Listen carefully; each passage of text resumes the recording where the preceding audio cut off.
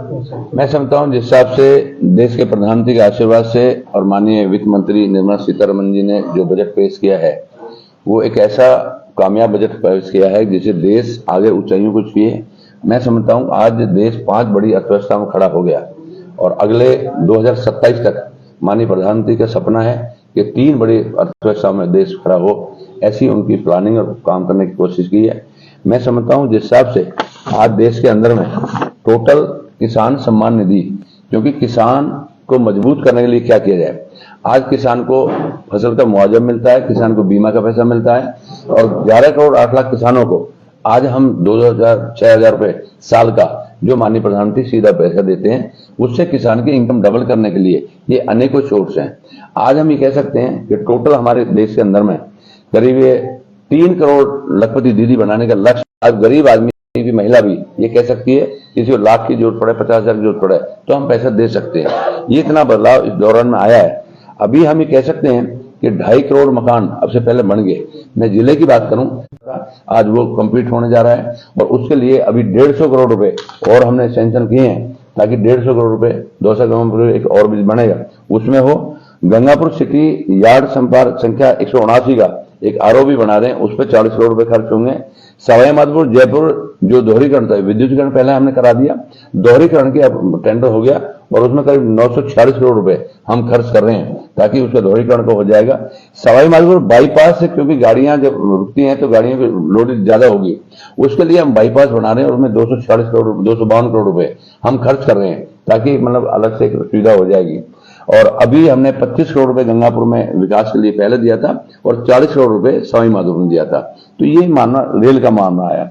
अभी हम जिस हिसाब से आप बात करते हैं कि इलेक्ट्रिफिकेशन में हमने 200 करोड़ रुपए मैंने अभी 4 महीने पहले जिले में लेकर आया था और आज हम ये कह सकते हैं कि माननीय प्रधानमंत्री ने जिस हिसाब से सोलर से भी और कोयला से भी और पानी से भी आज हम ये कह सकते हैं कि अपने किसान को दिन में 12 से 15 घंटे हम दिन में लाइट देंगे कृषि की और 24 घंटे घरों की लाइट देंगे। ये माननीय प्रधानमंत्री ने इस बात को मुकम्मल किया ताकि हर आदमी को पूरी वो हो। रेल में आज हम कह सकते हैं कि 40,000 सामान्य रेल बोगियों के वंदे भारत ट्रेन से जोड़ने का काम किया है, बड़े शहरों में सबको उसमें जोड़ दिया।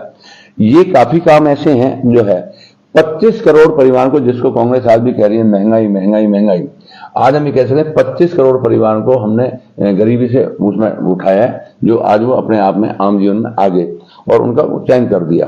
तो मैं समझता हूं कि अनेक नहीं अनेकों चीज हैं। 2013-14 में कांग्रेस का बजट होता था 2,57,000 करोड़ का। आज उस बजट के खर्च की जो आप है, आज देश के प्रधानमंत्री ने माननीय वित्त मंत्री जी ने 11,11,111 करोड़ का बजट आज उस खर्च के लिए दिया है। मैं समझता हूं देश आज हर चीज में आगे ऊंचाइयों को छूता जा रहा है और मैं समझता हूं 2027 में देश 3 बड़ी सम खड़ा हो जाएगा। यह हम सबके लिए बहुत बड़ी गौरव की बात है।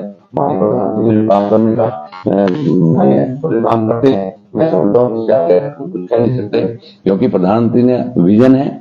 ये आज जो कांग्रेस कभी कुछ बांटती है कभी कुछ बांटती है और आज टाइम का या तो हमारी गली गली में पैसा घूम रहा है, नहीं कांग्रेस के शासन में नीरव मोदी हर जैसे 52 लाख करोड़ रुपए ने लेकर विजय माल्या जैसे बाहर भाग गए। और आज मैं कहता हूँ एक मेरा चाय वाला भी हो, मेरा मोची भी हो, मेरा चाय की खड़ी वाला भी हो, मेरा सब्जी की खड़ी वाला भी हो, वो आदमी मोदी की गारंटी पे आपको 10,000 रुपए लोन ले, फिर आप कारोबार बढ़ाओ, 20,000 लोग कारोबार बढ़ाओ, 50,000 लोग कारोबार बढ़ाओ, 1 लाख लोग कारोबार बढ़ाओ। आज जिले के अंदर में मैं कह रहा हूँ कि किसान को आज हम पशु लोन देते हैं, पशु लोन पे 50% की सब्सिडी दी है। आज हमने जैसे उद्योग लगाए हैं, उद्योग पे हमें 25%, 50%, 75%। मैं कल एक प्रेस में कर रहा था, एक आदमी का 1 करोड़ का टोटल बजट था, 88 लाख उसकी वैल्यूएशन हुई, उनमें 75% सब्सिडी, 66 लाख की सब्सिडी। मैं समझता हूँ माननीय प्रधानमंत्री को सबसे बड़ी बात थी, एक व्यापारी अगर वो ओडी कराता था तो ऑर्डर अप करने में उस व्यापारी को अपने घर तक गिरवी रखना पड़ता था। आज मोदी गारंटी है, उस व्यापारी को कुछ नहीं करना पड़ता और उस व्यापारी को सारी फैसिलिटी मिलती है। आज वो 5 लाख की ओडी कराओ, 10 लाख की कराओ, जिस मर्जी कराओ। मैं समझता हूँ कि माननीय प्रधानमंत्री ने इसको इतना इजी कर दिया कि आज किसी व्यापारी को भी, किसी गरीब को भी, किसी महिला को भी, किसी मजदूर को भी, किसी नाई वाले को भी, किसी सब्जी वाले को भी, किसी मोची को भी आज कहीं कोई उसकी गारंटी देने की जरूरत नहीं है। सबकी गारंटी मोदी है और मोदी गारंटी पे आप उसको पैसा मिल सकता है। बैंकों को सबको इंस्ट्रक्शन दे रखी है। तो मैं समझता हूँ कि देश के अंदर में जो वातावरण 10 साल में बदला है वो बहुत कुछ चेंज हुआ है। तो इसलिए ये आप सबके रूप में ईआरसीबी को लेकर काफी गंगा परिषद में काले झंडे बताए गए और आप क्या कहना चाहेंगे उस पर? मैं समझता हूँ हम सबके लिए ईआरसीपी का इतना बड़ा काम गवर्नमेंट है और ईआरसीपी को लागू कर दिया और 40,000 करोड़ के बजट में 90% आज सेंटर पैसा देगा, कहीं कोई दो राय की बात नहीं। रेलवे स्टेशन गंगापुरी 25 करोड़ का काम तेजी से चल रहा है, सौंदर्यीकरण का विशेष चल रहा है उसमें, लेकिन जो पुलिया का काम बंद पड़ा है उस पर क्या कहना है? मैं समझता हूँ सारे काम के अभी बजट भी दे दिए। 40 करोड़ रुपये हो गए थे, इसके बावजूद जो बोला क्यों नहीं अब तक? नहीं, अभी उसमें तुरंत काम शुरू है, कोई काम बिल्कुल नहीं। मैं आपको ये बता रहा हूँ, अब उसको मतलब पैसा ही ट्रांसफर हो गया तो इसलिए पैसा तो ट्रांसफर है ना, आज से 5 साल पहले हो गया था, लेकिन वो 5 साल पहले पैसा ट्रांसफर नहीं हुआ होगा कि उसकी सेंक्शन आ गई होगी, लेकिन अभी इस बजट में पैसा सेंक्शन हो गया। समीक्षा करना एक अलग बात है, हटाना अलग बात है। समीक्षा ये है कि एक जिले के अंदर में कम से कम 4-4 सीट तो रखनी पड़ेंगी, उन 4 सीटों में किधर से जोड़ेंगे किधर घटेंगे। तो अगर मान लो किसी में कोई और घटाना बड़ा पड़ेगा तो करना पड़ेगा। अगर मान को उसका मान लीजिए आप, एक आपका सबसे बड़ा पोर्टल जो है खाद्य सुरक्षा है ना, वो खाद्य सुरक्षा पोर्टल 2 साल से बिल्कुल बंद पड़ा हुआ है। उस समय टारगेट केंद्र सरकार ने दिया था कि साहब 9 से 10 लाख लोगों को और हम इसमें जुड़ेंगे, बार निवेदन करने के बाद जो है पोर्टल नहीं खुल पाया है। खाद्य सुरक्षा का पोर्टल बनता है, इसमें कोई दो राय की बात नहीं। मैंने इसको लोकसभा में उठाया था, तो अशोक गहलोत जी बांटते थे, हम नहीं। मैं कहता रहा हूँ तो वही बांटते थे। अब वोट मेरा चुनाव आ रहा है, मैं बांटने लगू 2-2 किलो चावल ले लो वोट दे देना, तो उनका ही सपना था। लोकसभा चुनाव में अपना कौन सा विजन रहेगा? देखिए, लोकसभा चुनाव में एक विजन नहीं है। अगर 2014 से पीछे देखें और आज 2024 में देखें तो मैं कहता हूँ जमीन आसमान का अंतर है, बहुत कुछ बदलाव हुआ है।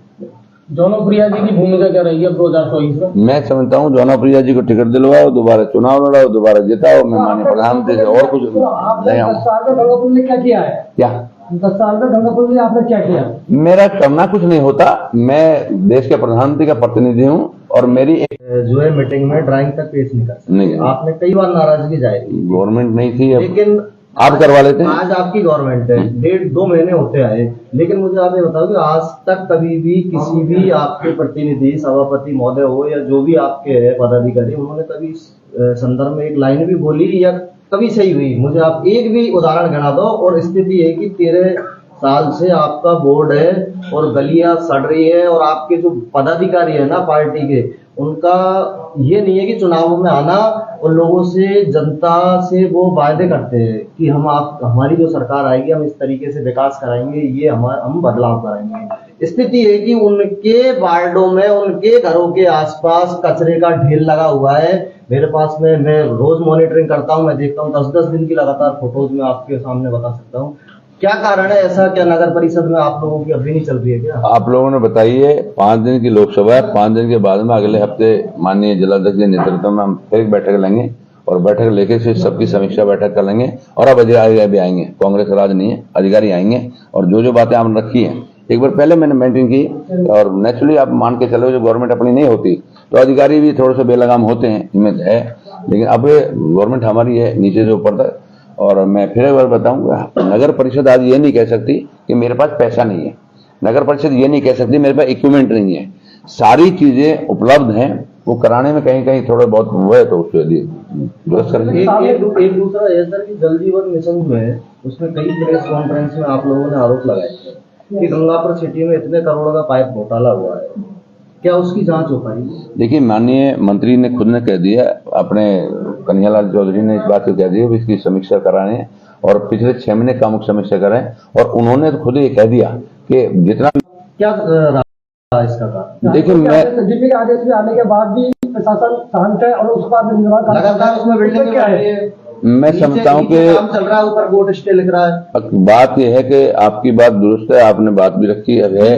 मैं थोड़ा सा ये था कि अब ऑनलाइन ही बात कर लूँ, मतलब उसमें मैं ज्यादा इन्वॉल्व नहीं होता था छोटे छोटे कामों में। अगर मेरे सामने भी आई थी, हमने बोला भी था, एसपी को बोला था, वो रुक भी गया था उस टाइम। अब फिर उसके बाद में कोई बात हो रही है तो एक बार चेक करा देते हैं, कहीं होगा जो भी गलत काम होगा उसको रुकवाएंगे। हाईकोर्ट से दिल्ली बेंच के आदेश आने के बाद भी निर्माण काम चल रहे हैं, और अधिकारियों को बुलाकर फिर उससे पैसे ले लेते हैं, क्या कारण है इसका? एक बार बात करते हैं उसके बाद। टोंक सवाई माधोपुर का सबसे बड़ा मुद्दा रहेगा बजरी खनन का। दोनों ही आपके अंदर में आते हैं। वैध रूप से खनन चालू भी है, लेकिन अवैध खनन के नाम पर अब लोगों का सीधा सीधा किसान का, मजदूर का यह आरोप है कि साहब सरकारी काम तो हो रहे हैं, लेकिन निजी कामों के लिए बजरी को रोक रखा है। पुलिस मनमानी कर रही है, अवैध खनन के नाम पर वसूली कर रही है। बजरी खनन तो बहुत बड़ा इशू था सर, और आप देखिए सबसे बड़ी बात यह नहीं कर सकते थे इसको। माननीय मुख्यमंत्री जी ने इस बात के लिए कहा था कि अभी मैं टोंक में देखा था, इन्होंने क्या किया, लीज से पहले रात और दिन लगा के इतने बड़े टीले लगा लिए, अब सब जगह अवैध घर का ढेर लगा लिया। उन सबको हमने सीज कराया है कि आप एक बार बताओ, जो है 3 मीटर से आगे उठा नहीं सकते थे, आपने 10-10 मीटर उठा लिया। तो सबके लिए लगाम लगाई है ताकि इनको कंट्रोल करें। तो माननीय मुख्यमंत्री जी इस बात पर चिंतित हैं और उस बात की गंभीरता से ले भी रहे हैं। अगर बजरी को लेकर चौथ वसूली अगर रुक जाए तो पहले 3300 रुपए की ट्रॉली आती थी, अब 12,000 रुपए की आती है। आम पब्लिक को सस्ती बजरी कैसे मिले? मैं समझता हूँ कोशिश ही करेंगे सस्ती मिले। सस्ती के बजाय गंगापुर सिटी के हॉस्पिटल में 2 पुलिसकर्मी घायल हुए। 108 नंबर पर फोन किया, 2 घंटे में आई चिकित्सा सेवाओं क्या परिवर्तन? अब देखिए ऐसा है कि मैं समझता हूँ कि सारी चीज व्यवस्थाएं हैं, अब कहाँ कहीं क्या हो रही है तो करते हैं, उसको दुरुस्त करेंगे। ठीक है साहब, धन्यवाद साहब। एक लास्ट क्वेश्चन है मेरा जी। कि Gangapur city railway station junction बनने वाला है जी, लेकिन कई ट्रेनों का है ना जो एक्सप्रेस है उनका ठहराव नहीं है। आप पहले भी है ना इस संबंध में तो कोरोना के दौरान की गाड़ी सब चालू होगी। और जो आपने अतिरिक्त बताया, अब आपके शहर गंगापुर सिटी में चिकित्सा के क्षेत्र में नए आयाम, नए भव्य स्वरूप में आया है वर्धमान मल्टी स्पेशलिटी हॉस्पिटल, जिसमें सभी प्रकार की बीमारियों का एक ही छत के नीचे अत्याधुनिक तकनीक से चिकित्सा सुविधा उपलब्ध, जिनमें जनरल मेडिसिन, सर्जरी, गायनिक, शिशु रोग, हड्डी रोग, यूरोलॉजी, दंत रोग चिकित्सा सुविधा उपलब्ध, विशेषज्ञ डॉक्टर्स की टीम, अत्याधुनिक लैब व सभी प्रकार की जांच सुविधा उपलब्ध, सभी प्रकार की योजनाएं जैसे मुख्यमंत्री चिरंजीवी RGHS की सुविधा उपलब्ध। वर्धमान हॉस्पिटल का वादा हर व्यक्ति को निरोगी बनाना। आज ही संपर्क करें Vardhman multi speciality hospital, Jaipur road, Gangapur city. Contact number 8302906531 और 7463294 752